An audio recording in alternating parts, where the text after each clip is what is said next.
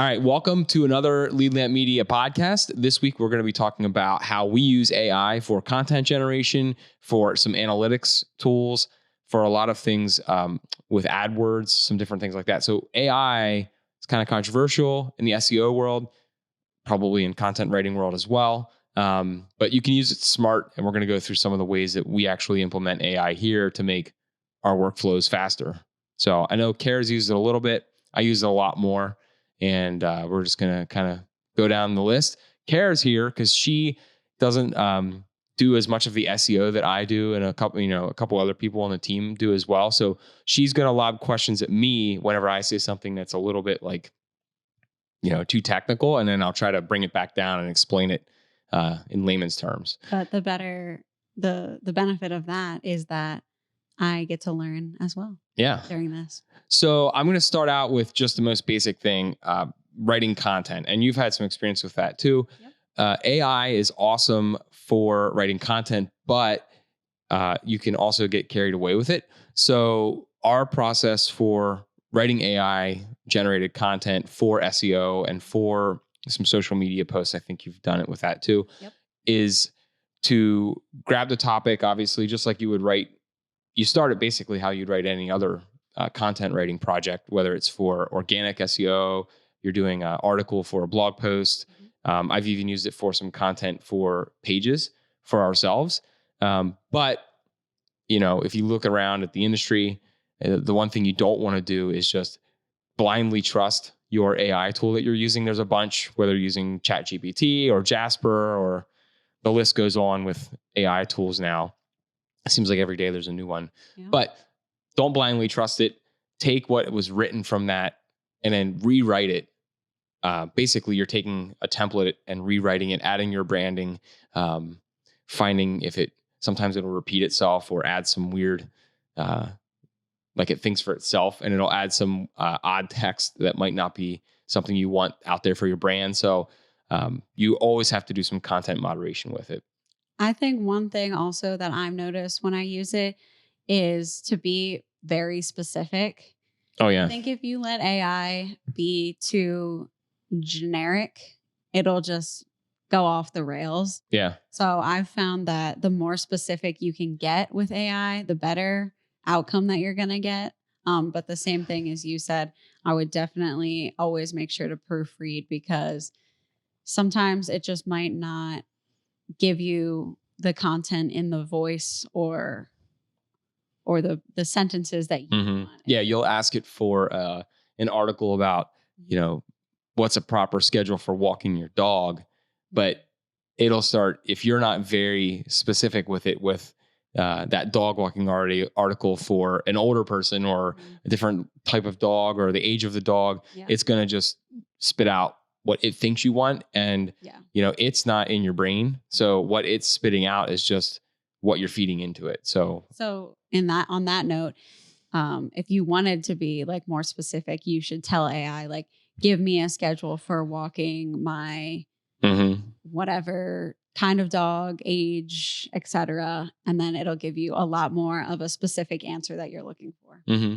And so that's what we're doing for organic content and for posts, whether they're on the website, page content. Sometimes the other nice thing that you can do is if you find that you have some stale pages.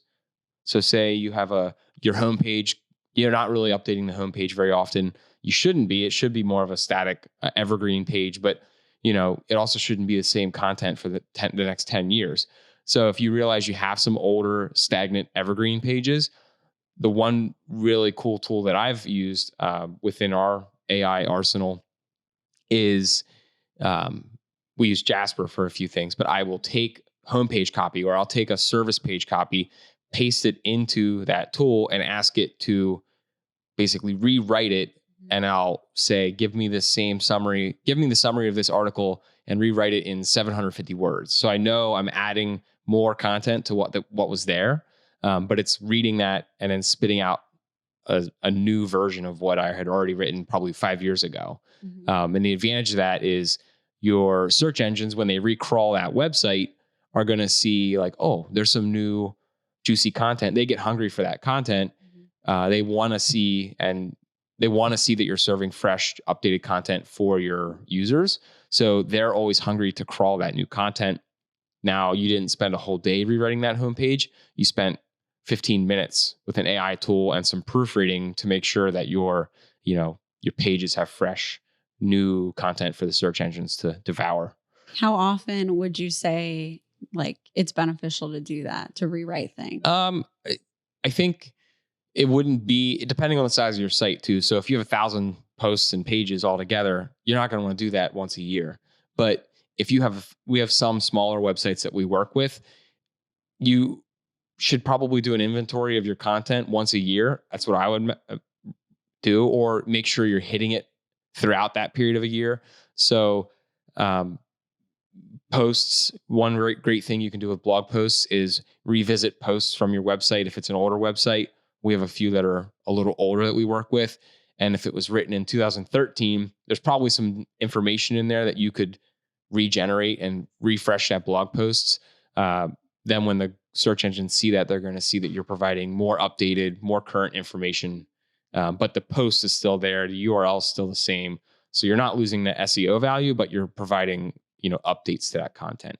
One other thing you can do, especially for like a blog post or an article, is if you wrote it in 2013, rather than rewriting the whole article, you could ask it to summarize that and like update it, but then put a snippet. You see this with a lot of news sites too. Put a snippet in where it says updated with current information as of August 18th, 2013. So there's a couple of things you can do to show the search engines that you're staying on top of providing the most relevant and current information on your website. Yeah. And definitely AI will help with that immensely. Like you said, even if you have a small site, I mean, to kind of go through everything at least once a year, AI will save you tons of time. Yeah. And there are also tools that allow you to automate recognizing when that needs done as well. So a lot of the SEO tools that were out there, we use a couple different SEO tools in addition to Google Analytics. So you have Google Analytics, but they're not really telling you when to update that content. There's a bunch of great tools that are out there. We don't need to go into a list of all of them today that are starting to incorporate AI-driven suggestions for your website. So they're constantly crawling your website similar to how Google does. But then when they crawl it, they're saying like, hey, this page, here's these 10 items that we suggest you change on your website to provide fresh content, to, here's what your competitors are doing. This is something that you should probably be doing because your competitors are getting ahead of you in your search, in your search rankings, but you're not doing that yet. So AI is really starting to do really well knowing what is in your industry based on your content, and then being able to suggest what you can do to change on your website, whether it's you're changing your title tags or updating header tags inside of your blog posts or your pages. Suggesting even, there's some tools that are going through and scouring images and headlines in your sites and suggesting what new alt tags or what new H1 tags you should be adding to your pages. So it's getting to the point where AI went from like this big scary, no one should use it for all their copy, no one should use it for this and that, to a helpful tool that, as long as you use it in moderation and you have to proof it, as long as you're doing those things, it's not going to be out of control. It's actually reducing time from your day scouring every page on your website. Yeah, I think that's exactly it. People just need to look at it more of like a tool instead of doing the work for you. It's more helping you do the work that needs. It's like another employee. Yeah. It's really nice to know that if you have 1,000 pages, there are tools out there, and a lot of them are actually pretty affordable. The one or two that we use are like $20, $30 a month. Yeah. And if you think about it, even if you have one decent sized website for your company, you're going to pay more for an employee to suggest edits on your website than you would if you just bought a tool for $30, $40, $50 a month. And then it's suggesting and creating tasks for you to make these edits. And not only make these edits, but like, hey, here's some suggestions for these edits. Take them or leave them, or just edit them and replace what I suggested for you. So I guess before you've used these like tools that give you these suggestions and stuff, did you have to like kind of research? Yeah. How would you figure out what you need to change on your own website? So I think SEO and the tools that are available for SEO have kind of had this evolution of changes over the last few years, probably 8 to 10 years. It's been changing. So it started with one of the better ones. I know my timer went black. Don't worry about it. One of the other ones was we thought we'd have this show done in 10 minutes, but I think we're over. One of the more popular ones when I first started doing this was called Yoast SEO. We're not affiliated, no one's telling me to talk about them, but Yoast is like one of the most widely used SEO plugins for WordPress websites. And even like 8-10 years ago, it was suggesting things to do on your website, but it was a lot more manual. It wasn't like some of these tools are actually embedding within your website now to help you make those changes on the fly, where it will, once you review them and make those edits, it'll actually start to publish things for you on the fly. But like I said, again, you have to moderate what it's doing, or else, then it will get out of control. Right. But like I said, it started out by kind of manually downloading a list of all your title tags, all your meta descriptions, all of your alt tags, things like that, and then having to go through and change them one by one. Now it's getting to the point where it's identifying where the problems are and where your competition's going, and just suggesting those routes to take. So it's just removing like some manual steps. Pretty much every time there's a new update to these tools, it's just like more and more tedious tasks are going away. Good. That's awesome. Yeah. So what have you used the couple tools we have here for AI? I know you've used it a little bit as well. Yeah. And then we'll talk about our fun Photoshop experience. True.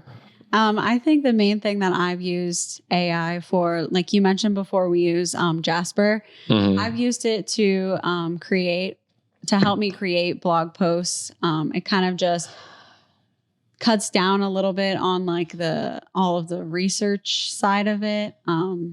And the other side that I've used it for is social media captions. But I've noticed with that, it gives me like really long captions. So I find I usually will just take maybe a sentence or two from what it actually gives me. Mm-hmm. But it's makes it a lot easier, because sometimes I'm like struggling to come up with like a caption, especially when it's in like a field that I'm not like fully comfortable in. So it definitely helps when you're a little bit less informed on the topic. Mm-hmm. It gets you like information you need to.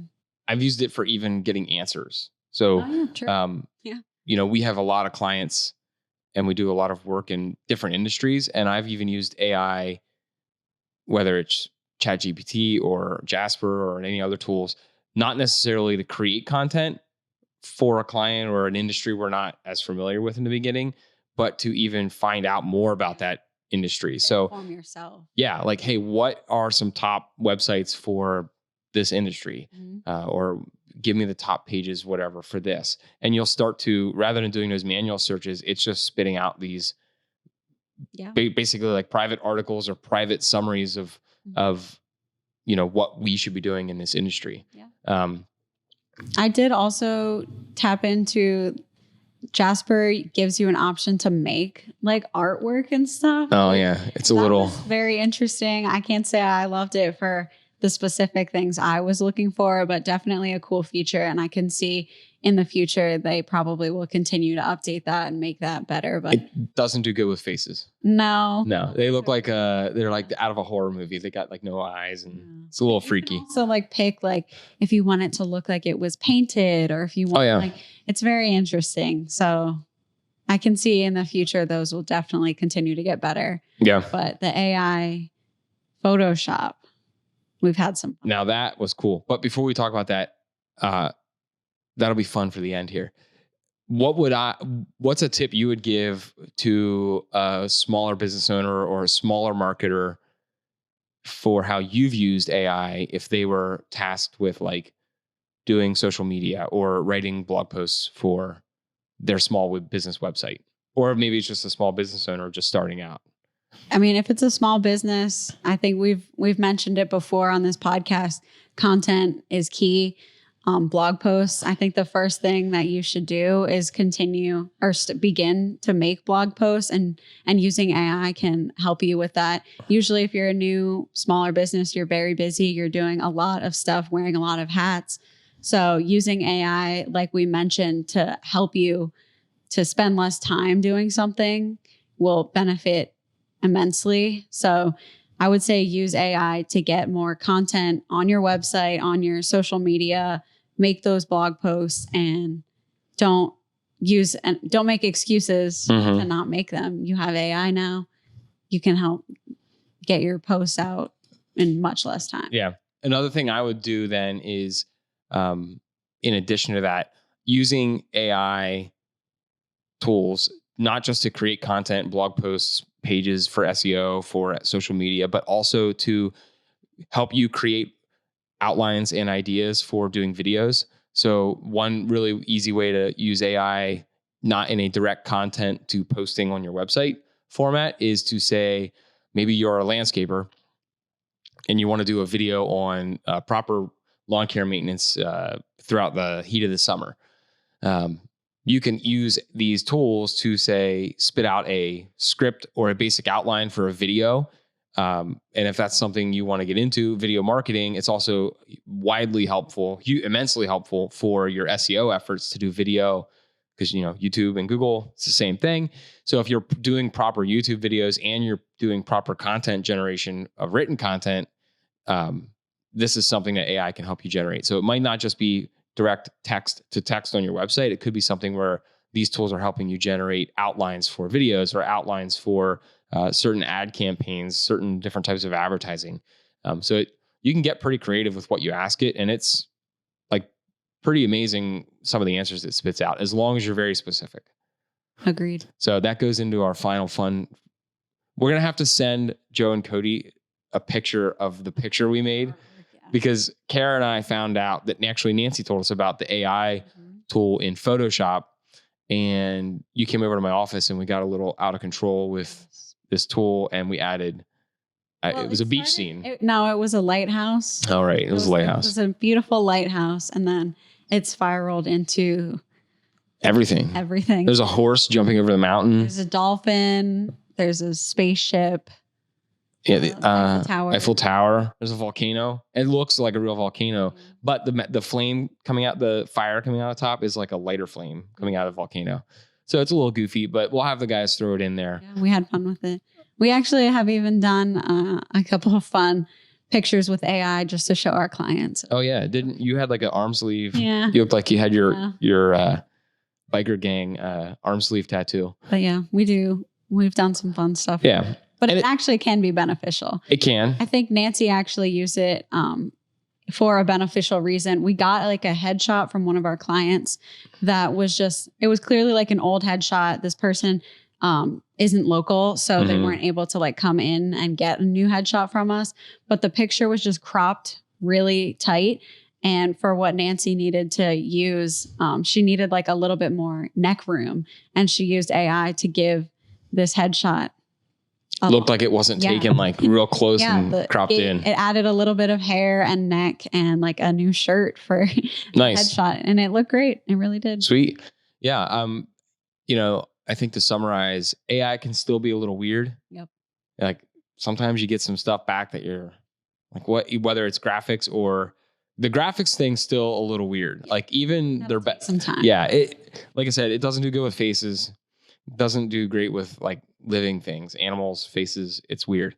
But even the content generation, it can spit back some weird stuff. And like I said, you want to make sure you're not doing just blindly pasting that in. You want to go through it, make sure it's thorough, add your links to other pages. We can go into some linking strategies later on a different show. But the gist of this is, it's a great tool. You don't need to hire a copywriter. I think it's getting to the point where you can trust these tools and still do your research, do a little bit of homework to make sure it's not blatantly just snagging it from another website and then you're just copying someone else's website content. Just be careful, but you can use it to your advantage, save a ton of time. All right. So thanks for tuning in to another Lead Lamp podcast. There's more to come. So make sure you're subscribing. Follow us on our social media pages, TikTok, YouTube, Facebook. And then if you ever have any questions or need any help, you can reach out to us on leadlamps.com.